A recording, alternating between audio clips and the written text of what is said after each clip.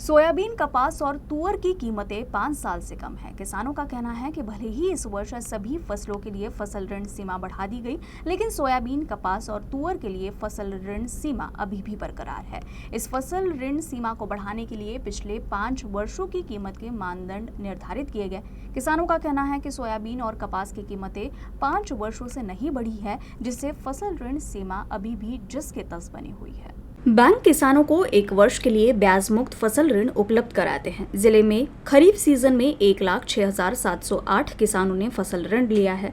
फसल ऋण वितरण 1 अप्रैल से शुरू होगा। जिले में सोयाबीन, कपास और तुअर मुख्य फसलें हैं। इस वर्ष फसल ऋण की सीमा बढ़ा दी गई। हालांकि सोयाबीन, कपास और तुअर फसलों के लिए फसल ऋण आवंटन की सीमा को बरकरार रखा गया है।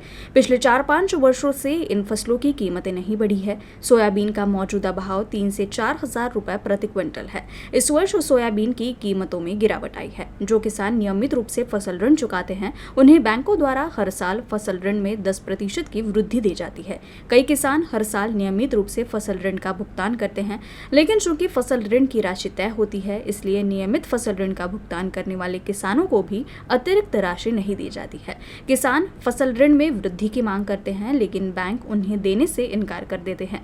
इस वर्ष खरीफ सीजन के लिए फसल ऋण वितरण अप्रैल से शुरू होगा। किसान पिछले वर्ष के लिए दिए गए ऋण को चुकाकर नए ऋण ले सकेंगे। इस वर्ष का फसल ऋण लक्ष्य अभी तक प्राप्त नहीं हुआ है तथा अप्रैल के प्रथम सप्ताह में इसका निर्धारण होने की संभावना है।